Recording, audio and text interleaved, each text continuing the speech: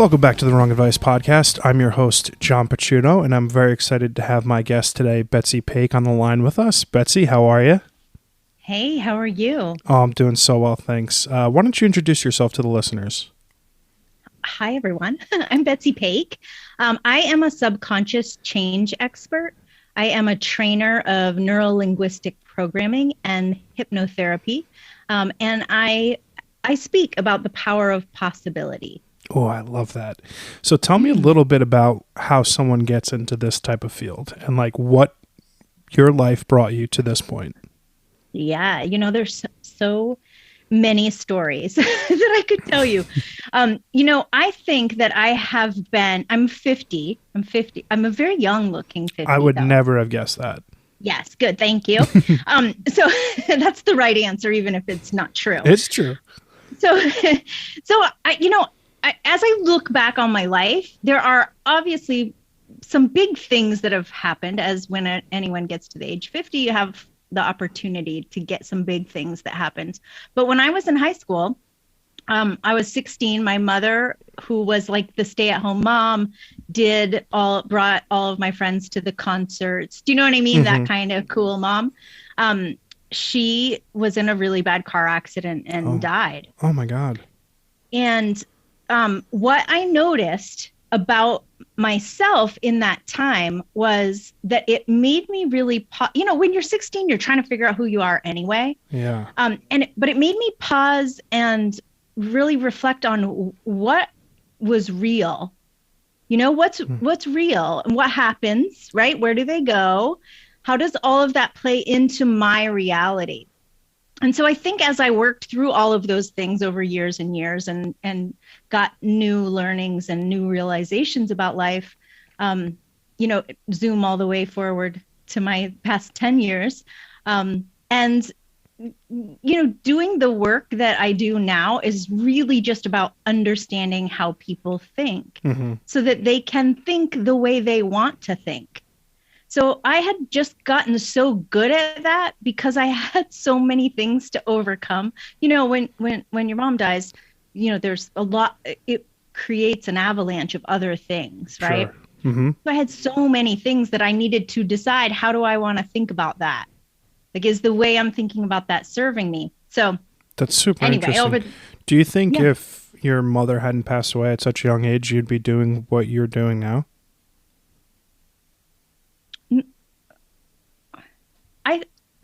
That's a really good question. Not in the way that I'm doing it. Okay.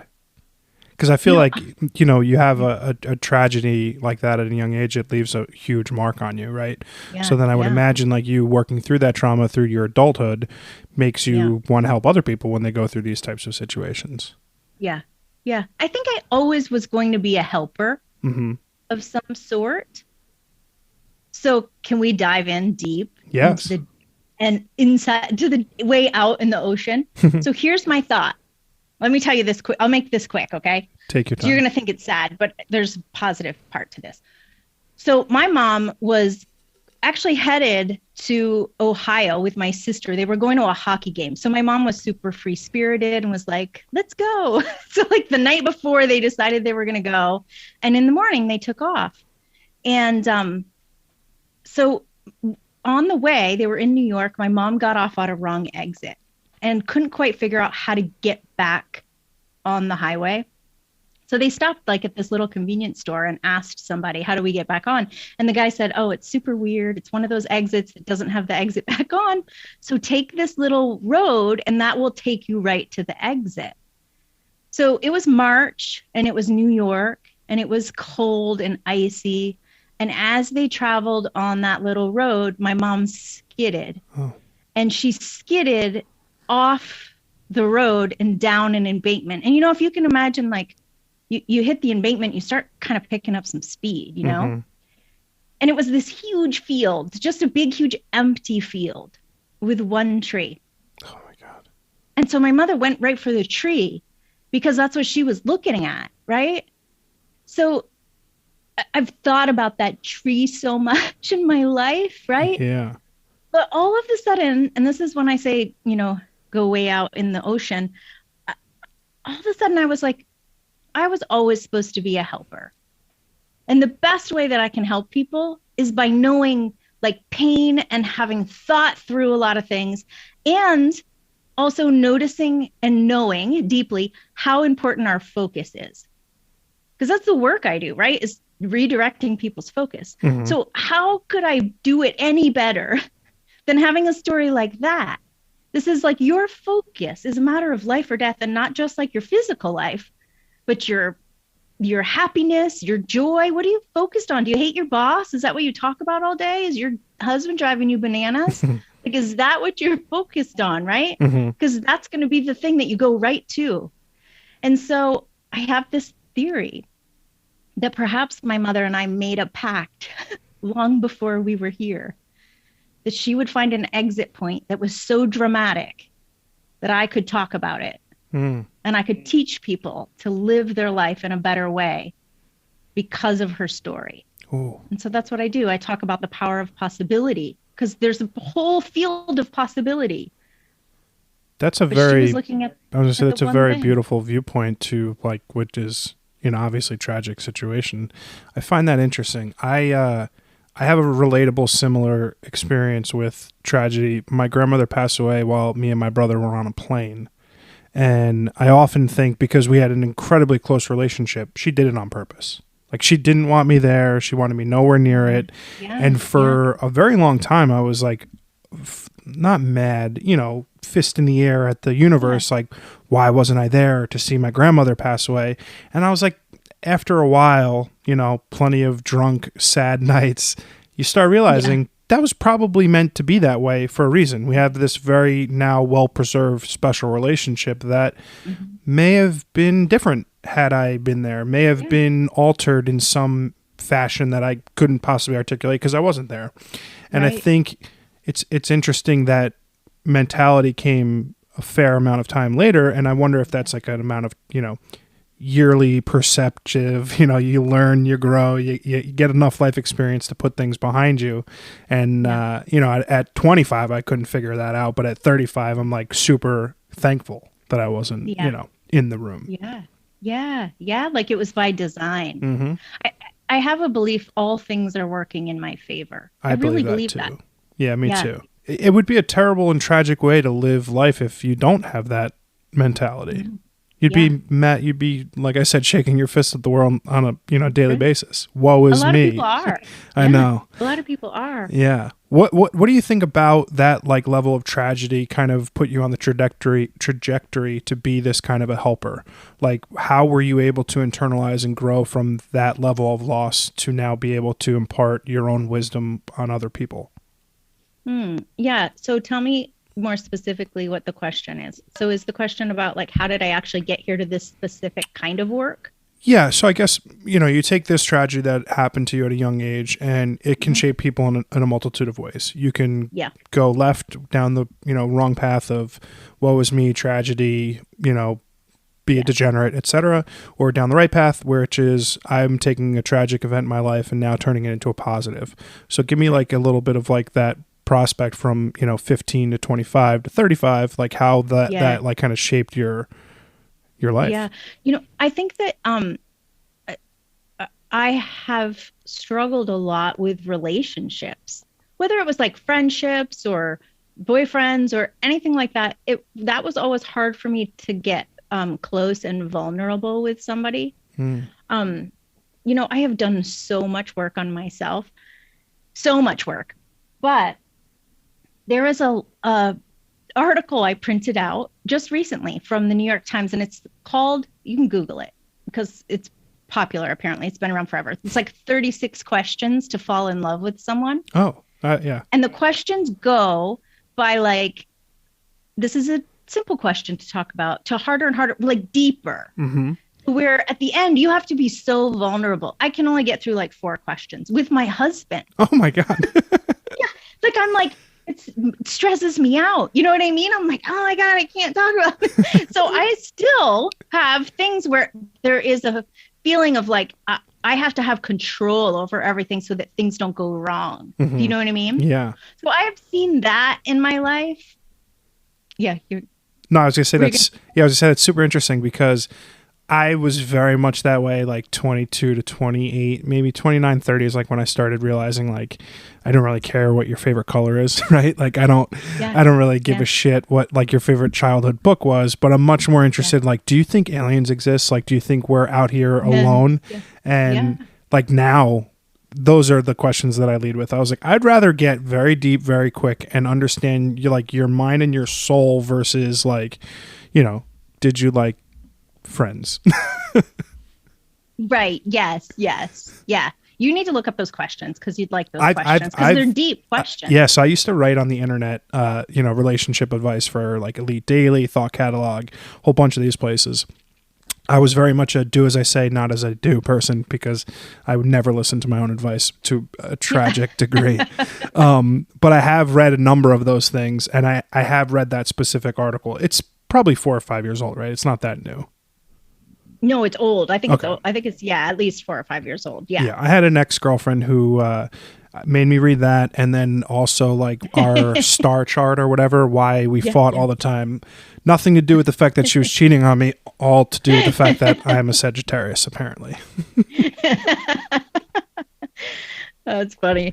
Yeah. So I mean, I think I see patterns show up. I mean, I've healed a lot of things, but I think over the course of my life, I have seen, different patterns that I can directly attribute to that. Mm-hmm. It also, I probably never would have been on a path of like self-healing had I not had that happen, and realized the things I was doing were destructive for me or made me unhappy. Yeah. Like I'm much happier now just being like, you think 4 and 4 is 5? That's cool. Yeah.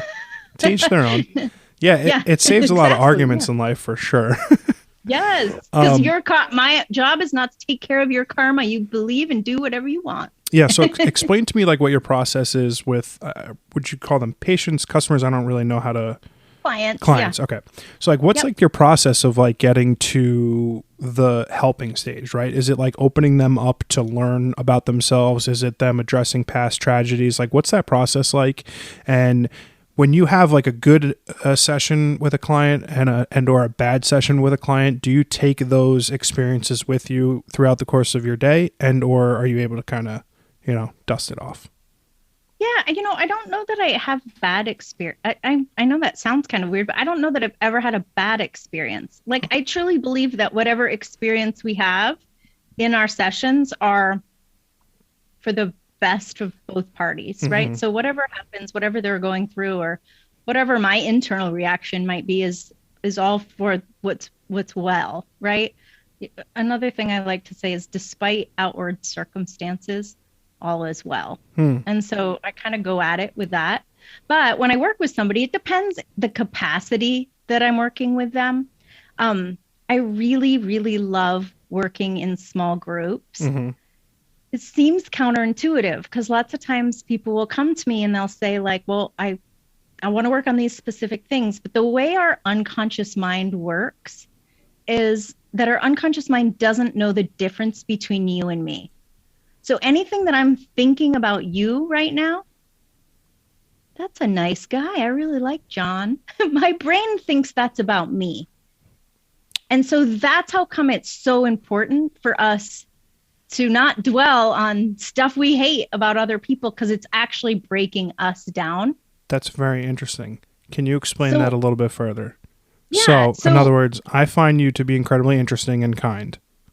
Yes. And that's because you have that in yourself and it's just reflecting back. Yeah, so and I think very highly of myself then. Yes. Yeah. But it's great. You're seeing something in me that's in you. Oh, okay. I get it. Right? Mm-hmm. So, and your unconscious mind, even if you're flipping through a magazine or whatever and you see somebody and you're like, J-Lo looks good for 50, Isn't she 60? She's 60, right? No, she's 50. Oh, okay. I think she's at 51. Okay. Yeah. She does. Yeah. She looks great. So when I look at her and I think that, my unconscious mind thinks that I think I look great. That's very interesting. Now, conversely, if I go, that guy is such a jerk, I hate this guy I work with, I hate my boss, or blah, blah, blah. If I am dwelling on that, that's what my unconscious mind thinks about me. How can you relate that to like a confidence thing? Because I've often said I am like an irrationally confident human being, looks, personality, etc. Like I am irrationally confident that I'm just the bee's knees. I'm the shit. You're like, I'm a 10. I'm a fucking 10, right? Well, I have a lot of conversations with plenty of people who don't feel that way. Like they don't see the best in themselves and like are mired in, depressive like mentality when it comes to what they look like, what they bring to the table, etc. How does that relate to the unconscious mind? Oh, well, that's an identity. Oh. It's an identity. So, if you think of a ladder and the bottom rungs of the ladder, bottom two rungs, let's say, are behavior and environment. Mm-hmm. So, it's New Year's. I'm going to work out. I am going to behavior, environment. I'm going to join a gym, my environment, right? I'm going to meal prep. My behavior is going to be, I'm like good, right? January 2nd comes. Well, what's above that is what I think I'm worthy of, basically. Mm-hmm. Then what's above that is my beliefs. What do I really think about working out? What do I really think about working out every day? What do I really think about people that make that a priority? Maybe unconsciously, I think they're stuck up or too focused on themselves or self-absorbed, right? Like whatever that is. And then above that is my identity. So everything from the top of that ladder affects everything below it. Interesting. So if I want to make a change, I want to be confident. I don't, buying new clothes, that's great. Do it. Yeah. Right? Like do it. I'm not saying don't do it, but the behavior and the environment aren't gonna, when you're not paying attention, your unconscious mind is going to click in, right? Because you can't be consciously focused all the time. So my unconscious is going to click in. It's going to go right to the top and go to my identity. And you identify as someone who doesn't think they look good. Yeah. Oh, and that's super interesting. If I don't want to lose, yeah. So with the weight loss one, like I go all the way to identity. Who do I think I am? I don't think I'm an athlete. So then I'm like, it's fine. I'm going on vacation. Should I even pack my sneakers? No, I'll just bring flip-flops. But if you were an athlete, like, do you think an Olympic athlete would ever go on vacation and not want to work out? Because they would, just because it's fun. That's very interesting. That is very interesting. It affects your behavior. Can you explain to me the relationship between identity and happiness? Yes. Because I'm an irrationally happy person too. The world could be on fire around me, which it pretty much is. So it really is. So what do you think about being happy? I think that irregardless of my life circumstances, whether I am, a multimillionaire and or a poor person and or a father of 5 or a single gentleman of 35 as I am today, I'm happy. I'm content. And have you always been like that? Yeah, I think so. Yeah. So it is like a core value that you have. You would fight for that value, that identity. You would probably fight to the death for that. So how do you, I was sorry, go ahead. Yeah, no. So when you have an identity that's that strong, it becomes a core value, a core piece of your identity. And that's the thing that's going to start to define everything about your life. Because now, remember, the identity is at the top of the ladder. So now when I'm not conscious, I'm going to be thinking and seeing the world through the lens of that identity. So when someone cuts me off in traffic, I'm not like, you mother, No, like, that's such a bad example though, because I hate everyone when I get in a car. It's crazy. Oh, really? I turn into a completely different person. Okay, so we could release that. We could actually release that. It's so funny. It's so funny because that's super funny. Yeah. I was on the phone with my mother today and I started screaming at someone in the car. I was like, I don't understand why I'm so calm. And then I get behind my car wheel and I'm like, fuck you. It's hysterical. That's just such a funny thing that you said. Yeah, I know. It's so funny. My husband's the same way. Like he gets in the car and suddenly he's like a terrible road rager. I'm like, why? Why are we doing this? That's so funny. Life was fine. We just had smoothie bowls. It's fine. That's so funny. But I'm so glad you said that. Because like my core question to like altering one's identity from a happiness perspective is it's easy, I think, for my generation. Are we in the same one? I don't know anymore. Whether, you know, the outside, you know, aspects of like social media and things like, you know, if we could measure the happiness level for 25 to 35-year-old level people, my assumption is we're drastically below like 50% of the population of like my generation being happy. Yeah. So how do you get someone who's like stuck in a routine that's not benefiting them, and they're just like looking at everyone else's kind of life and grading themselves against that and not being happy? How do you go about altering that top rung of the ladder to like fix everything that falls below? Yeah, you find out what the identity is and what the values and beliefs are, and then you shift those so that they work for what it is their outcome is. It's super interesting. Are you happy? So this is why I want to loop back real quick. When I was saying how I love to work with groups, that's how come I love to work with groups, because Sally will say something and all of a sudden Sarah in the group will go, oh my God, I hadn't even thought of that. Like, that's me. Yeah. Right. So we feed off of it, and that unconscious need or desire or whatever, you know, to connect and see us as one. That's wild. And are you happy? Like, are you a genuinely, you know, content and fulfilled human being? Who, me personally? Yeah, you personally. Yeah. Oh yeah, I feel like I am. Yeah. I feel like I'm aware of where I have sticking points. Can you elaborate? So, like, I have some things in my life that don't bring me joy right now. And sometimes things happen in our lives where it's like out of our control, or things that are happening and we're like, this is hard. I'm going through a hard thing. And I have tools so that when I'm going through a hard thing, my main thing is I want to keep my vibration really high. So even though I might be going through a hard thing, my vibration is high, and that means I'm focused on not on the tree, but on the possibility of the whole field. Does that make sense when I say that? Sure, not like me individually, but everything that's going on around me. Yeah, so like I'm not focused on the thing that is causing me the pain. I'm focused on all the other ways that this is temporary, and I'm moving through it, and I have skills, and I'm like focused on other things that are good in my life. And I'm really consciously making that effort to shift when things feel really heavy or hard. This has been a hard season for a lot of people, you know, like the last couple of years have been like, people are going nuts, right? Yeah, I was like, how has COVID been 2 years? It's right. I was like, it's been a year. And then I'm like, no, 2022. No. We're going on 2 years.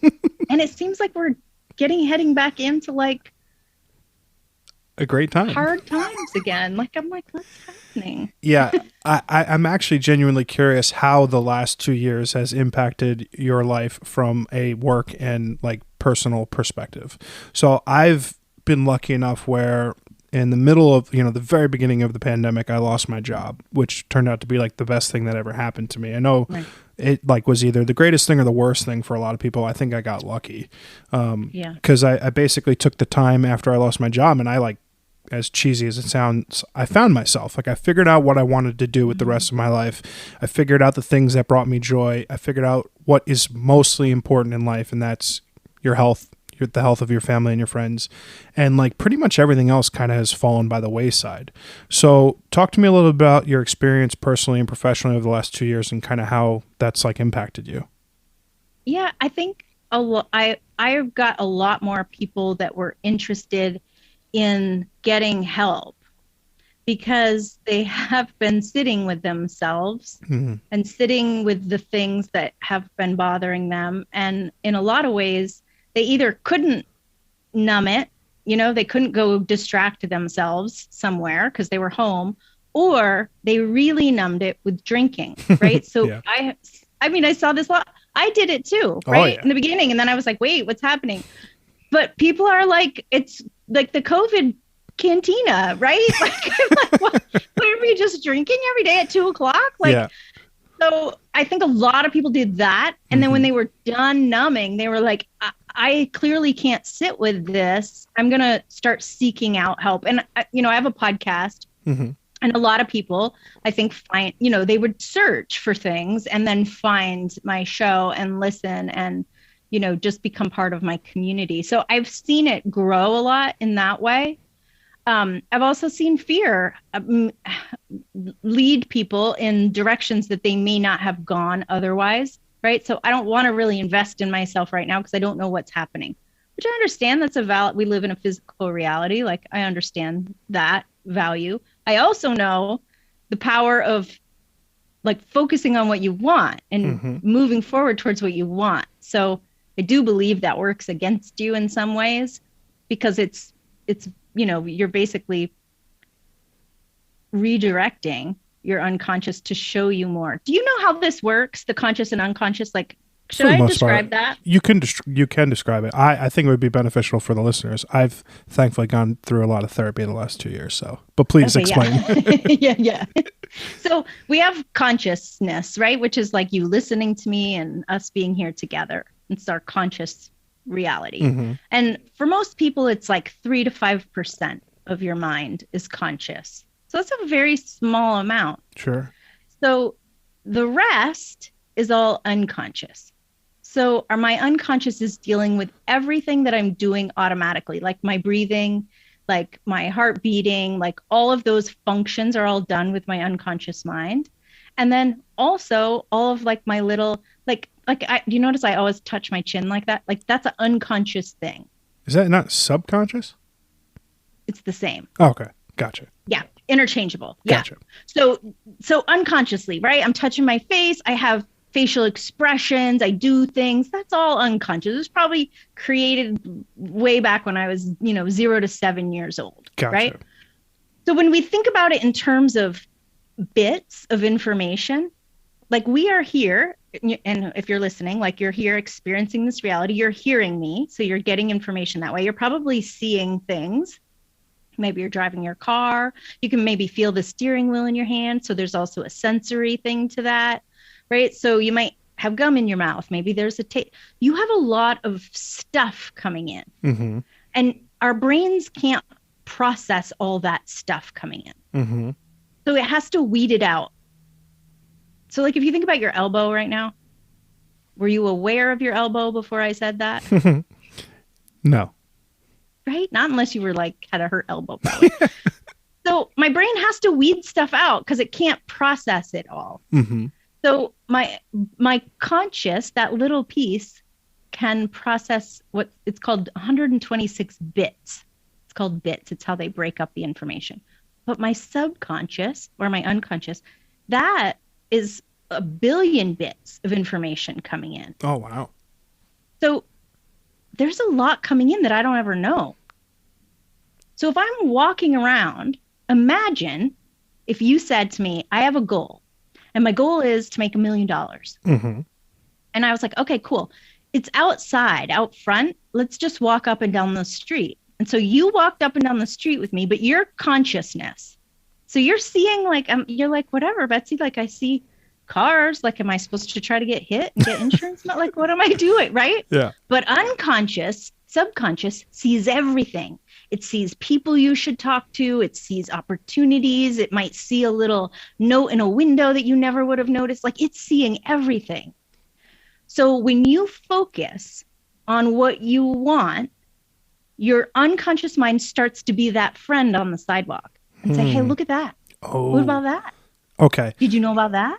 Right? So I like that. That's a great explanation for it. And I think that is partially why I have been able to grow over the course of the last couple of years, because of an ingrained subconscious or unconscious belief that I'm going to be successful. I'm going to succeed.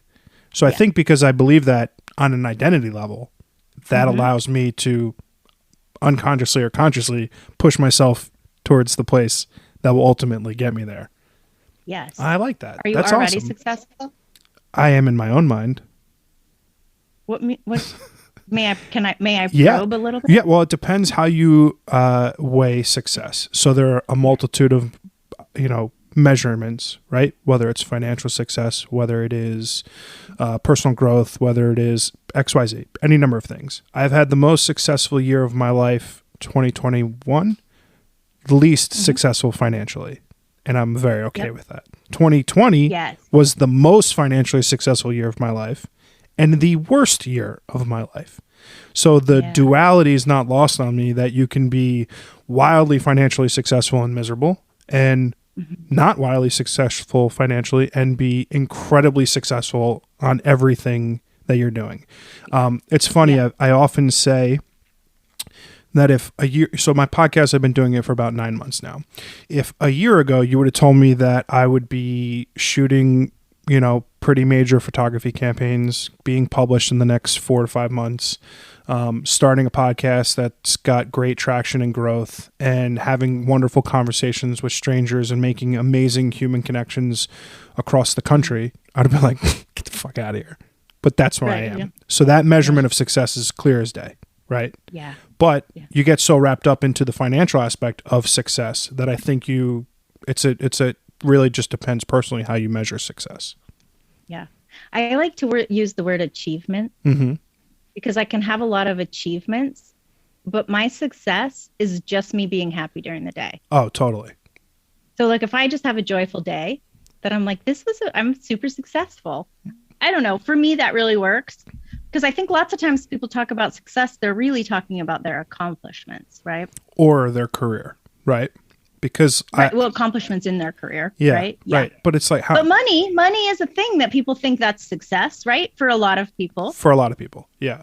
Yeah. I think the greatest thing that ever happened to me was losing my job. I think the greatest thing that ever happened to me was the ability to break the unconscious correlation I had between finances and like personal happiness and or personal success, because I so strictly tied into how much money I was making with how successful I was, and I was miserable. I was doing so many things that just didn't do anything that warranted any sort of happiness. It was like, well, I'll go buy 2 new watches because I want to put it on Instagram, and I'll get a nicer car because I want everyone to see that I've got this nice car, and XYZ and W, and it goes down the list. And then, never once did I stop to think like, what am I doing these things for?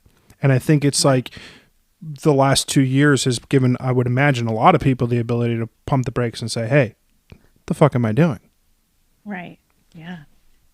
Yeah. That's amazing. Like what a gift to be where you are. Totally.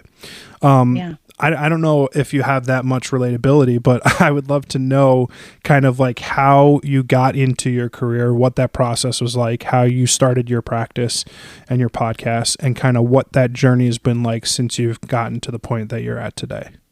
Yeah. Right after my mom died, I got really into fitness. It was a huge outlet for me. In college, I taught aerobics and I competed in bodybuilding competitions. Oh, wow. That's awesome. I know. I'm so ahead of my time, really. You're not that old, Betsy. I know. But they didn't have it wasn't like women, they didn't have it the way they do now. Like now they have like different division. Like they didn't have much for women. But anyway, so I always had that as an outlet. So I was in sales for 20 years, had a really great, really fun career. I really loved that. And then about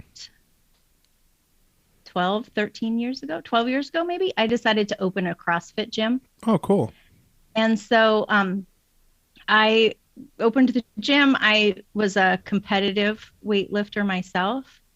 And that was really, really fun. I had it for 3 or 4 years. And in that time, I would coach people on their nutrition. And I coached a lot of athletes. And I coached athletes not just at my box, but at other gyms all over the country. Cool. And it was women mostly that were wanting to compete or were competing in Olympic style lifting. So that's what I did. It was the snatch and the clean and jerk. Cool.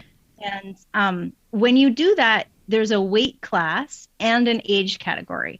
So these athletes who knew how to eat, they knew how their body responded to stuff, and they knew they had to hit a certain weight in order to compete for something they'd been training for 6, 8, 10 months, right? Still wouldn't stick to it. Still would like there would be sometimes weekends or, days in a row where they wouldn't do it. And I was like fascinated. Like if you guys won't do it, like who the heck is ever gonna like? How does anybody do this? And so I got really fascinated on the mindset that it took. Like, why do some people become successful and other people like are wishy-washy, right? How come some people can commit and other people are like on the fence about stuff, even if they consciously really want it? And so that's really what happened was I got really down the rabbit hole of like studying the mind and how it operates. I sold my gym and decided I was just going to do just coaching. And I did just nutrition coaching with the mindset component. And then I kind of dropped the nutrition component of it and just did mindset. And in that time, I took a ton of training, mostly because I love learning and it was interesting. But I mean, I took a lot of training for NLP level, different companies, so I could see what each company was. Language, something? Neuro-linguistic programming. Right. Yep. Yep. And so I went all the way through and became a trainer. Because I wanted to be an expert. I just wanted to know everything there was to know. You know, I was reading every book. I was super into hypnotherapy and how that worked and how our minds worked. And I was meditating a lot at that time, like hours a day. And I was really fascinated by that. And in that middle of all of that, my daughter got really sick. Oh. And she was sick for several years, really sick, like couldn't go to school, kind of sick. Oh, jeez. And it was so overwhelming that I remember thinking she was the same age that I was when my mom died. And I remember thinking, like, I lost my mom when I was 16, and now I'm going to lose my daughter when she's 16. Do you know what I mean? It was like this weird thing. And I remember thinking, I'm not going to look at the tree. Like, all I'm going to do is imagine her in perfect health. She had severe anxiety and depression, like the kind that gives you like hallucinations. And oh my God. It was unbelievable. I didn't even know that existed. Yeah. So all I would do was every day, like focus for like hours on her health and seeing her so happy and doing all the things. And, you know, when she was a little kid, she's always been an artist, you know how some people are just born good at art. Yeah. And she always was. And she wanted to go to SCAD, to Savannah College of Art and Design. It's a big design school, and they have a campus here in Atlanta. So anyway, I would see her going to SCAD, you know, and I knew she wasn't going to because she wasn't even going to school. Like she couldn't even go to school. The school tried to come to us. I mean, it was just awful. So anyway, long story short, I just really was focused on what was good and what was like raising my vibration so that her vibration didn't bring me down, which sounds like a really almost awful thing. It felt awful at first. How can I be happy when my daughter's struggling so much? Yeah. Anyway, it was like I got in this place of like super high vibration. I don't know how to explain it. And then people started coming into my awareness that could help and do things. And really quickly, she got placed at a program that was like a 6-week program that helped kids with like severe anxiety like that to work through stuff. Anyway, it changed her whole life. She ended up getting her GED because she couldn't go back to school. By that point, she was like, 17 and 18. And she got her GED and ended up going to the college here locally in Atlanta, Georgia State. And she kept still talking about going to SCAD. And like, SCAD's one of the best art schools in the country. I was like, honey, like, we're going to Georgia State. It's okay. She went to Georgia State for a year and all like focus. And she kept saying, I'm going to SCAD. I'm going to go to SCAD. And then she was there about a year and she applied to SCAD. And I remember thinking like, oh my God, like, this is just not, I felt bad, Yeah. She got in, she goes to SCAD. So that is kind of the course. That's how I like got into it. That's how I got really into energy, is because I needed it to survive that period of time with her. I watched her take off as a result of her being able to maintain her energy and me maintaining my energy around her. She's been on my podcast and talks really openly about everything she went through. It's fascinating now to look back Well, now that we're sure. not in it. Well, a happy ending, yeah.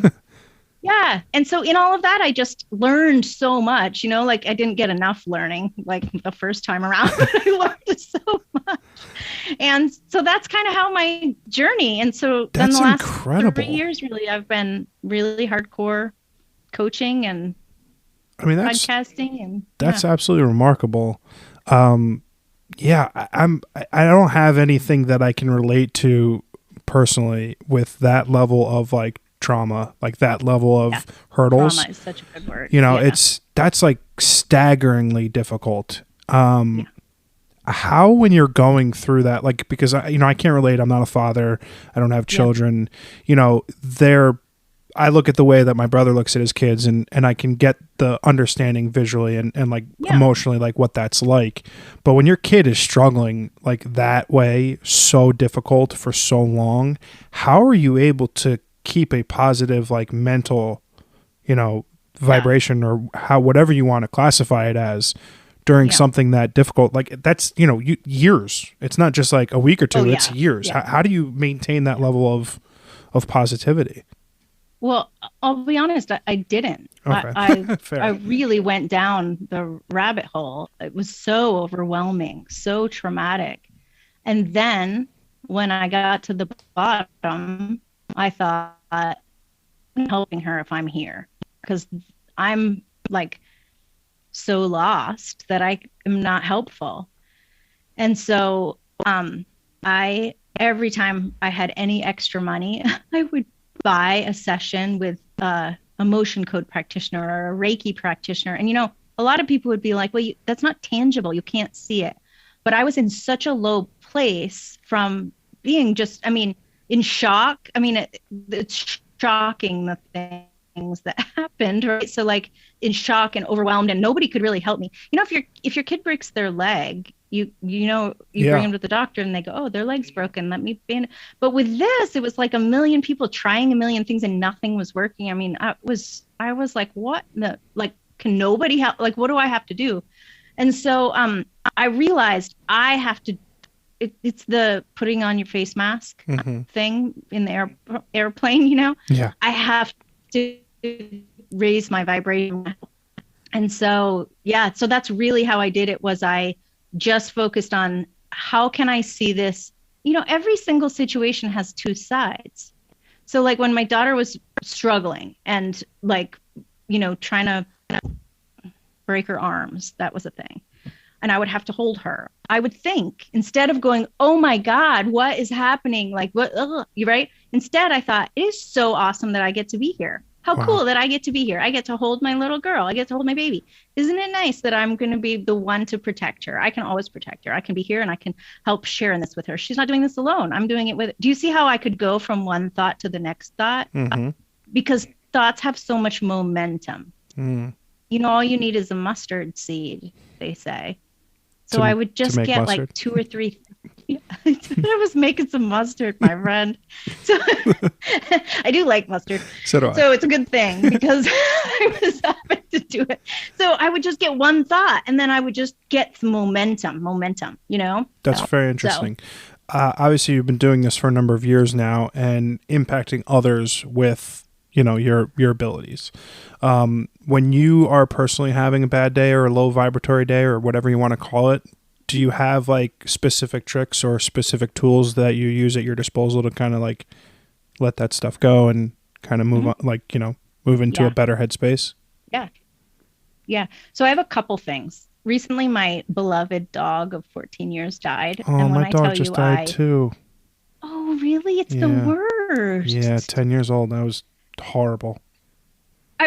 Horrible. When did your dog die? 4 or 5 months ago. April. Yeah. Yeah, mine was in April. So I thought I was going to die. Like really couldn't work. Like I was so upset. Like that dog had been through a lot with me, as you've heard. Yeah. So a couple different things. One is if I'm able to, I take a nap. There's nothing that will shift your vibration because you stop the momentum. So if I feel like I have a lot of momentum going towards the unwanted, I'm like, if I could take a nap, even 20 minutes, I could get up and it refreshes my momentum. the second thing that I really like to do, and I do this a lot with my clients, is I locate where the pain is, right? So I miss my dog. Where's that pain? It's like in my heart. Like I can feel it right there. Like, so what color is it? Does it have a shape? Is there a weight to it? Mm-hmm. And then I imagine pulling it out and thanking it for what it was trying to do for me. And then I hold it and I let it turn into like the greatest gift that I could ever have. And my unconscious mind knows what to do, what gift that I would need. And then I bring it back into my heart. That's very cute. So the pain is to serve you. So the pain is it's an alert.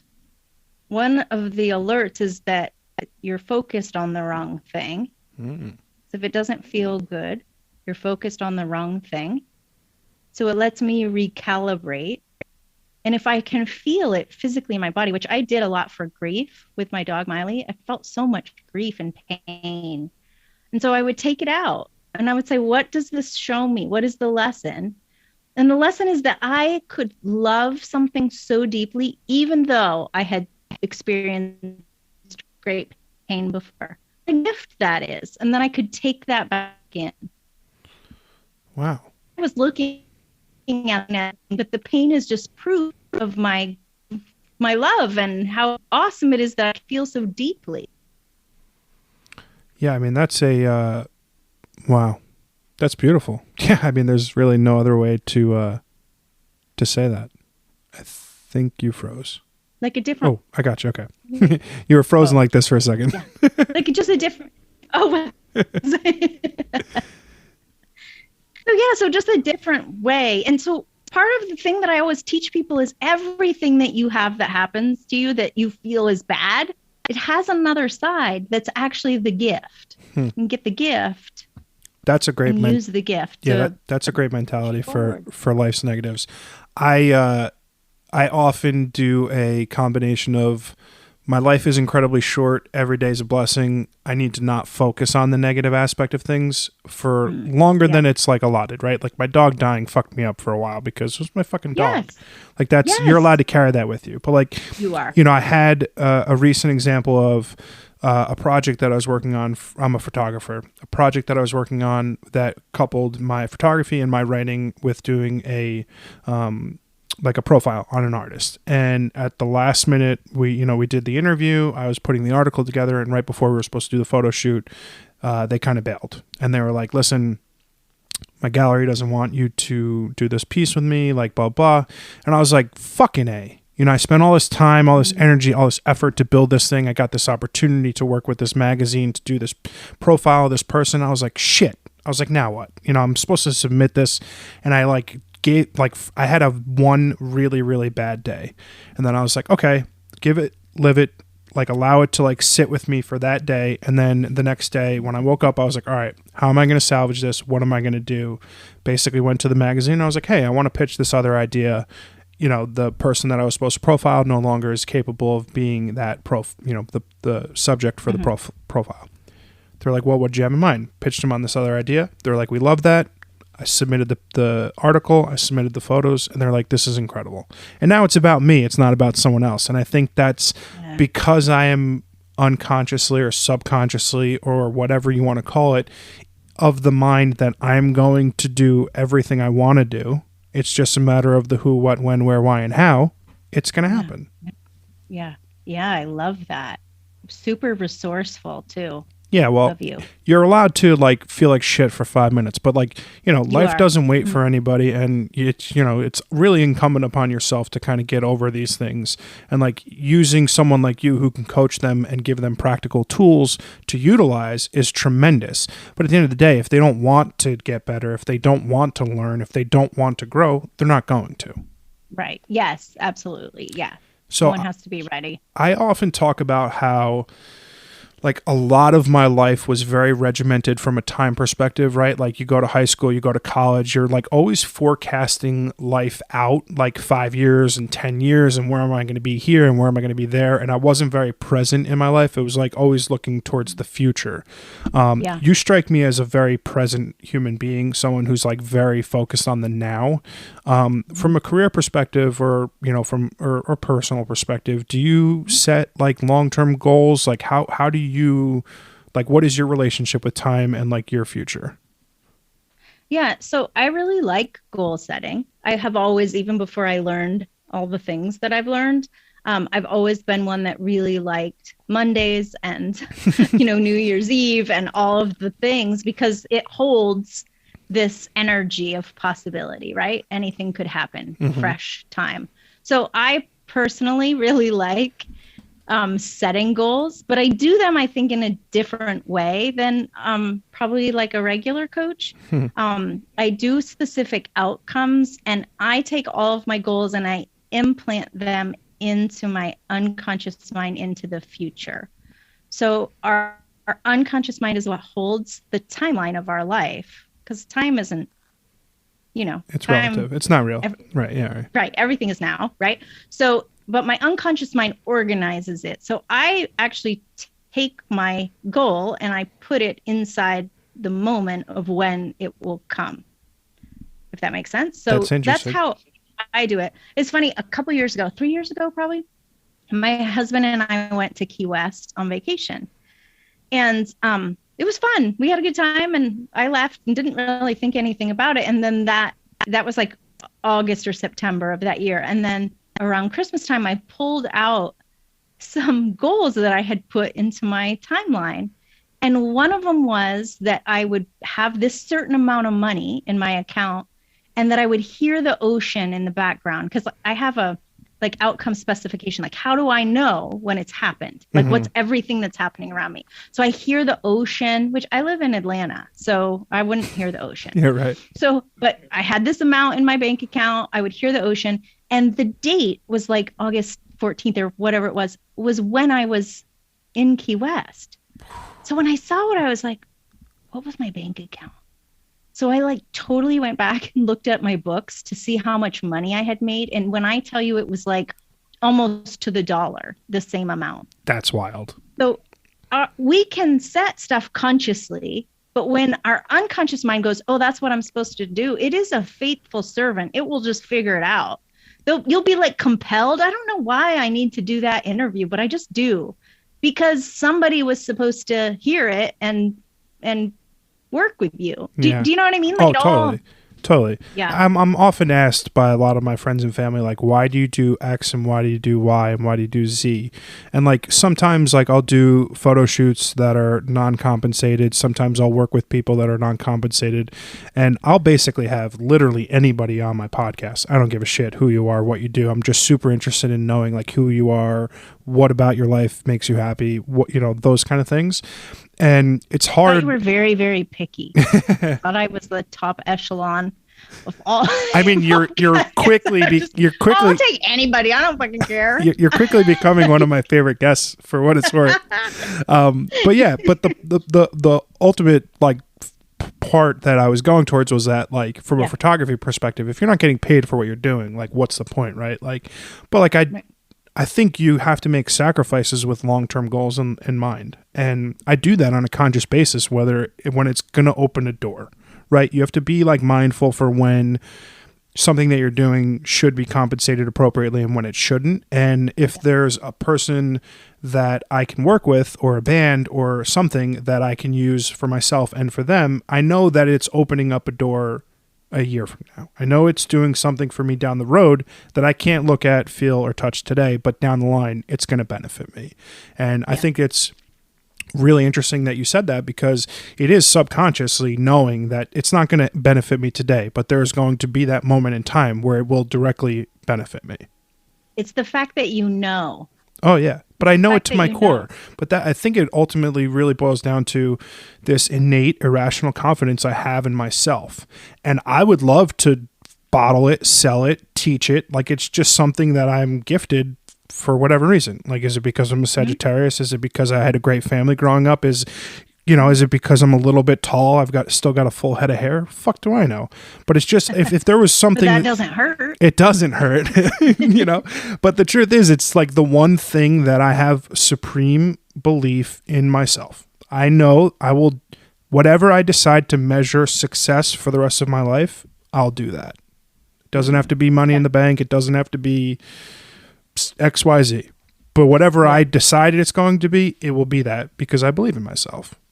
Yeah.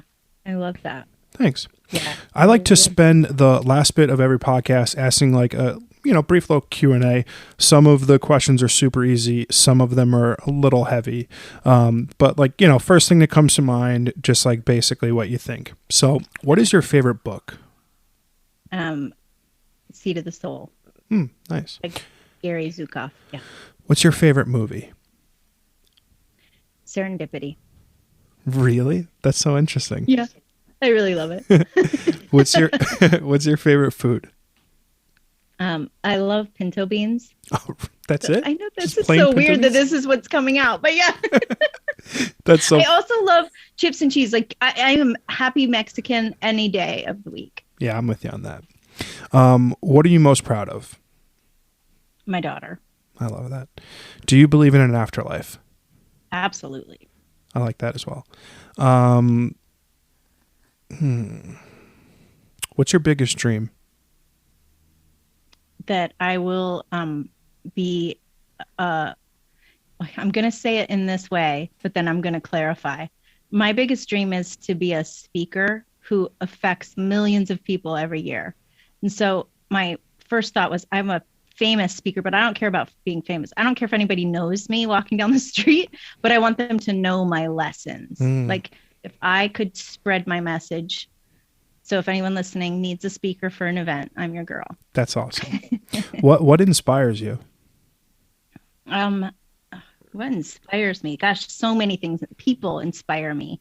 Like I love people. I think people are so good, even when what they're showing you isn't good. I think they're so good and there's so much to love, and that people just need them. They need somebody to love them. That's one of the things I teach when I teach coaches how to be coaches. I had somebody ask in one of our groups the other day, they said, but like, what's the best technique you use? Like, and I was like, just love them. Like, just create space and love them. Like, people don't have enough people just holding space and loving them. Like, the thing to do will come to you. Mm-hmm. Just be there in love, I agree with that. I think that's important. What's the best piece of advice someone has ever given you? Why is this one so hard? Best piece of advice. One that comes to my mind is the whole idea that someone else's opinion of you isn't your business. That's interesting. Mm-hmm. My correlation to that would be opinions are like assholes. Everybody has one. Everybody has one. Yeah. What is your best piece of advice? Just one thing, like a tidbit. Yeah, is that you don't have to do everything all at once. Just do what's right in front of you in the present moment. Love that. Lastly, what's one recommendation that you have for someone listening to today for something that you've recently consumed? Could be a book you've read, a movie you saw, a podcast, TV show, just something that you've consumed lately that you loved. So I love Joseph Murphy. Okay, who's that? And I have, what's that? Who's that? So Joseph Murphy wrote a lot of books on the subconscious mind back in the 40s and 50s. And I have his treasury. Look at how big it is. Oh, Can wow. You see? Yes. It's huge, but it's all of his books. And almost every morning I open it up and read. I've been reading his books almost every day for 6-7 years. I've listened to the 69 hours on Audible. Like I just have it on in the background. It's so affirming and brings you right into alignment. So okay. I will definitely link that in the show notes. I recently watched a movie called Together.